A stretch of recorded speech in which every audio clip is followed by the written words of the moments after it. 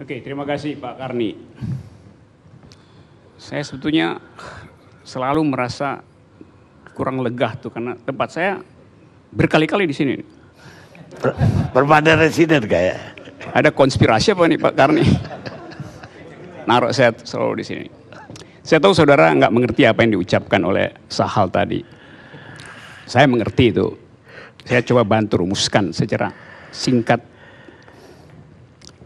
Yang dicemaskan Sahal tadi adalah hilangnya keakraban warga negara. Karena orang bertanding interpretasi itu. Jadi kalau kuliah Sahal tadi diringkas bunyinya begitu tuh. Hilangnya keakraban bernegara karena pertandingan interpretasi. Interpretasi apa? Interpretasi ayat. Mestinya orang interpretasi ayat konstitusi bukan ayat suci. Tapi itu memang bukan wilayah saya dan saya paling alergi untuk nyentuh soal semacam itu tuh. Apa tadi supaya saya jangan salah pertanyaan tadi, adakah dalangnya tuh? Ada. Soalnya di mana? Tentu nggak di Asmat dalangnya tuh, jauh. Sangat mungkin di sekitar Monas. Kalau kita pakai logika kita, kalau kecurigaan tadi, orang berupaya untuk ngasih dalil, bikin teori. Secara semiotik semacam ini, secara analitik semacam ini. Tapi soalnya adalah, tadi saya baca di media sosial, juga dikutip tadi di dalam forum ini, ucapan Presiden Joko Widodo. Beliau bilang begini,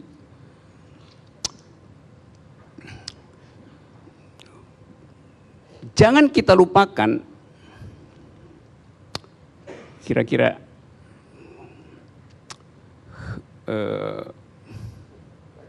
sebentar, saya mesti cari cara supaya nggak kena delik. Jangan kita lupakan keindahan kerukunan. Karena selama ini kita telah hidup rukun itu. Sebagai ucapan itu sastrawi ucapan itu. Tapi isi informasinya nol. Itu sama seperti orang bilang, jangan lupa mandi karena selama ini kita sudah sering mandi itu. Saya ingin dengar sebetulnya satu public address dari Presiden tentang soal ini. Tapi dia hanya tiba pada statement yang sebetulnya nggak ada isinya itu. Jadi Anda bayangkan ada kegelisahan, ada kecemasan, kita hidup dalam republic of fear. Dan reaksi istana adalah puisi sebaik itu. Puisi yang isinya tautologi itu. Padahal masalahnya luar biasa. Konkret dan mendesak itu. Kalau kita coba bikin semacam analisis kecil-kecil gitu. Tadi saya bilang bahwa psikologi massa dan itu yang membebani kita dan beban itu kemudian ingin dikanalisasi oleh ILC adalah bahwa dalangnya memang ada. Tapi mengucapkan itu membutuhkan keberanian. Dan orang bikin semacam keterangan post factum bahwa sebelumnya ada begini-begini, oleh karena itu akan begini-begini. Tapi sampai sekarang nggak ada satu keterangan pun yang bisa membuat masyarakat kembali teduh itu. Yang adalah komentar-komentar yang justru reaksioner. Presiden mengucapkan ulang lagi tadi di dalam caption yang disodorkan ILC tadi.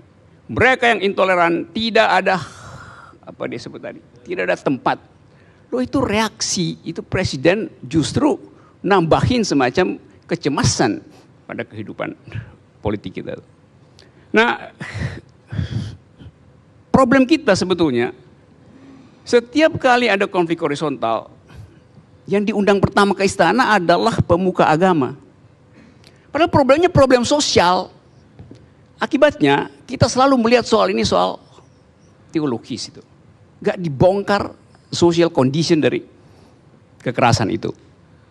kondisi sosial dari kekerasan itu yang mesti diterangkan dari dalam istana supaya orang ngerti itu. Tahun-tahun 40-an ada konflik sejenis semacam beginian tuh di India itu. Ada seorang India beragama Muslim, sudah 5 hari dia di rumahnya, nggak bisa keluar karena ada mayoritas Hindu yang sedang mempersekusi minoritas Muslim di India. Akhirnya dia nggak tahan, dia keluar rumah untuk membeli susu bayinya. Istrinya bilang keluar rumah aja, kalau nggak bayi meninggal, nggak ada susu tuh. Ini keluarga miskin. Akhirnya dia maksa keluar rumah dan dia diuber dan dibunuh di halaman rumah seorang Hindu pada waktu itu. Terbunuhlah dia. Pertanyaan saya, apakah dia tewas karena dia Muslim atau karena dia miskin? Kalau dia kaya, dia bisa pakai helikopter untuk pergi beli susu ke Plaza Indonesia. Karena dia punya uang itu. Tapi karena dia nggak punya uang, dia meninggal di situ. Jadi kita berpikir ulang, apa social origins dari kekerasan itu. Kita ada dalam situasi yang sama hari-hari ini. Ada krisis ekonomi, ada daya beli yang enggak, maka meningkatlah semacam orang itu kalau kekurangan karbohidrat, kepalanya itu pusing, bawahnya marah itu. Lalu kita sebut dia orang gila. Iya, orang gila yang rasional gitu. Nah ini perkaranya. Kita tahu yang terbunuh itu terbunuh di halaman rumah Amartya Sen, ekonom pemenang Nobel, yang kemudian menulis begitu bagus tentang problem kemiskinan. Sehingga kita, ekonom, social scientist, tahu apa yang disebut Sen Index. Yang memperlihatkan bahwa tingkat kebahagiaan itu tidak diukur dengan model-model makro. Tapi tentang soal apa yang sekarang kita sebut sebagai Human Development Index. Kesejahteraan komunitas, kesejahteraan manusia.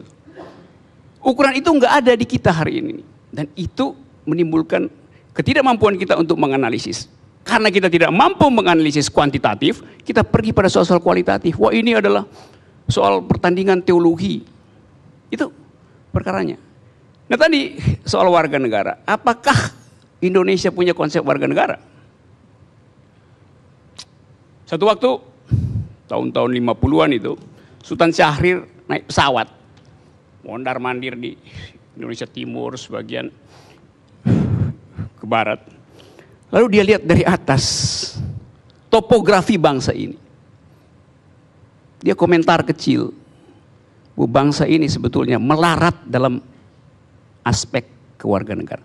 Karena yang dilihat ada desa-desa komunal yang nggak terhubung dengan institusi modern.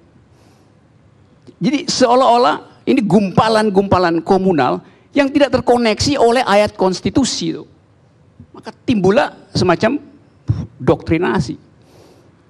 Jadi kita hari ini ingin bangun jalan tol buat menghubungkan apa yang disebut sebagai aktivitas ekonomi.